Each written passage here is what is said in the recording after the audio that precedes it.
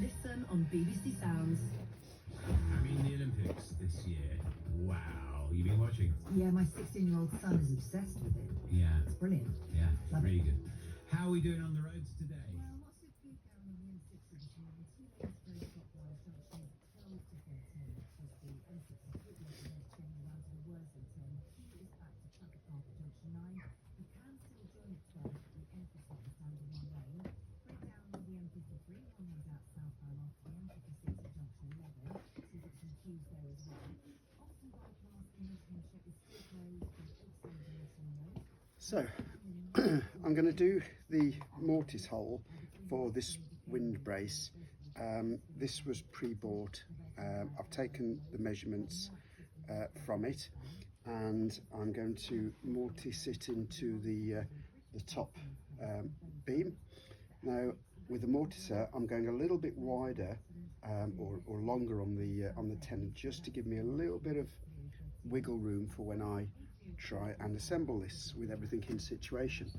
So I've taken my measurements, and what I've done is I've transposed those on here. I mark it out in pencil, and I put a little bit of chalk in the middle, so I'm absolutely clear, because you may have multiple pencil lines, so I know exactly what I'm going to be mortising out. And I've offset it, not in the center, I've offset it towards the glass, so that offset it away from the glass, so I can get my hand behind the wind brace to do a bit of glass cleaning. So it's not central in the beam, it's offset to just to one side. So I shall be using the mortiser, and there's plenty of videos online on YouTube on how to use one of these, but really they do make the job of mortising so much more easier. By the way, this is the first video I've ever made, so it's going to be a bit rusty. So basically what I'm going to be doing is, before I actually make my cut, I'm just going to set my depth gauge so that I get automatic stops. And to do that, what I'm going to do is move it to the most severe angle. That's my blower. I'm going to lock it on, and I need to go down, or I need to be clear of the tenon by about 50 mil, but there's a radius on the end, so I need to make that about 70 mil. So what I'm going to do is I'm just going to lower it onto the timber. I'm going to measure my stop. It's currently 60 mil, so I'm just going to set that to 70 mil. This way I don't have so much to clean out at the bottom. So that's now 70 mil.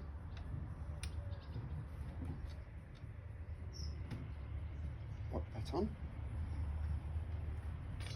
And then what I'm going to do is position the mortiser.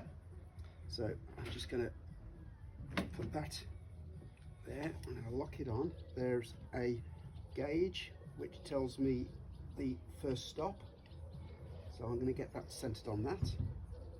I'm going to lock that on and set my mortiser at the right angle, and I'm going to check where we are with that on the face edge. Now normally there is another gauge which isn't as accurate, so I tend to sight it, and that looks about right. And then I'm just going to make a first cut. Let's get my goggles.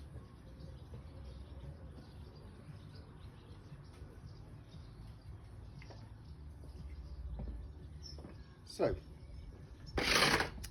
what I need to be doing is looking down the blade, making sure we're all locked on, and we're going to make our first cut. I think I'm a little bit too far out there actually. Just going to wind it back a little bit.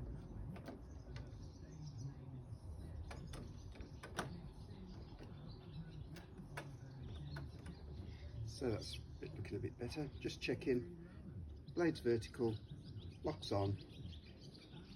Let's just do our first little test cut.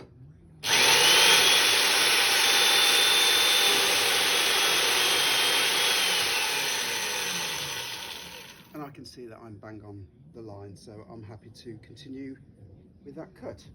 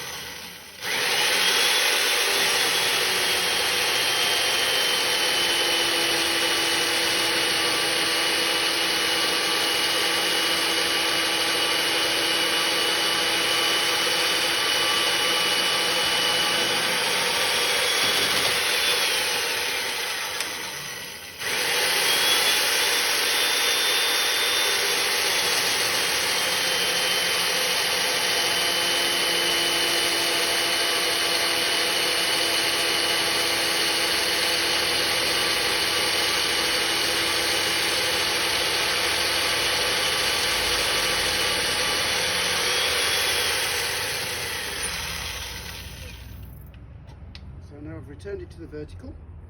There's a lever here which then offsets it, but I know this offset is going to be wider than I need, so I'm just winding that back a little bit. Again, I'm going to do another test cut.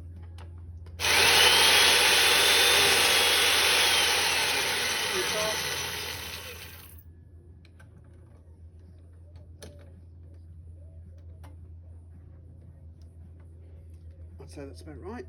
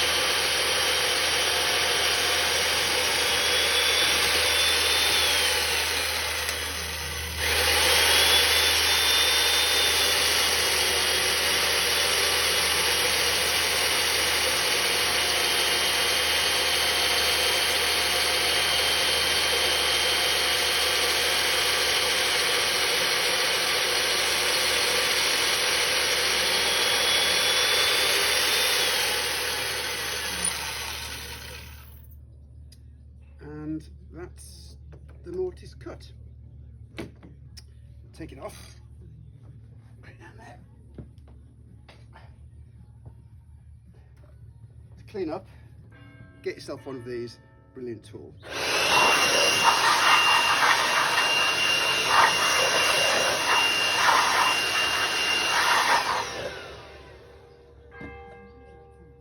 Now just one last thing.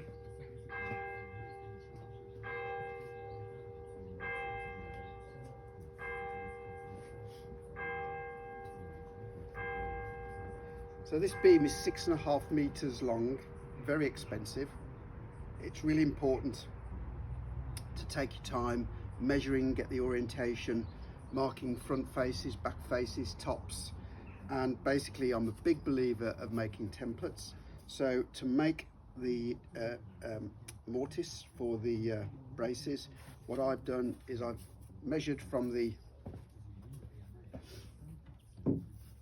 brace on again, and basically I have made it so that that template fits on there like that, and I know that that is exactly the intersection for the 90 degree.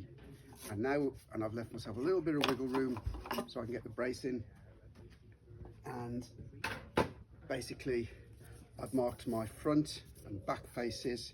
So I put that with the back face onto the back, mark it where my post is going to go. So I'm like that this time, mark it where my post is, and that's how I get them all the same across the beam. I've got 4 to do, really important, take your time.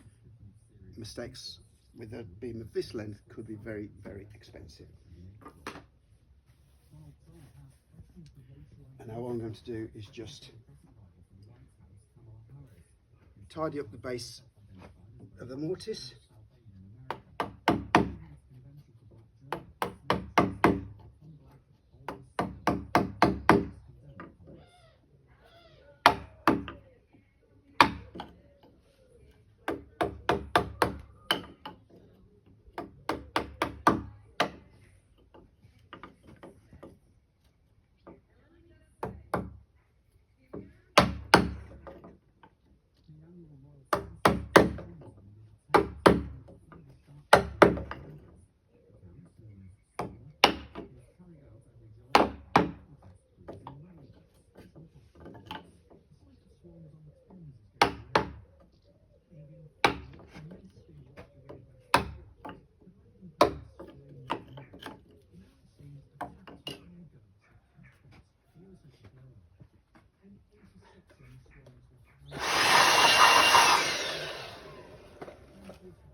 And now I'm just going to test the brace.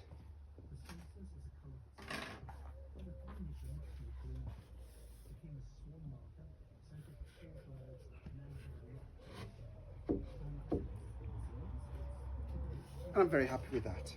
So there we go. I've done 2 now. I've got another 2 on this beam to go. That gives you a bit of a kind of insight as to how I've approached doing this work.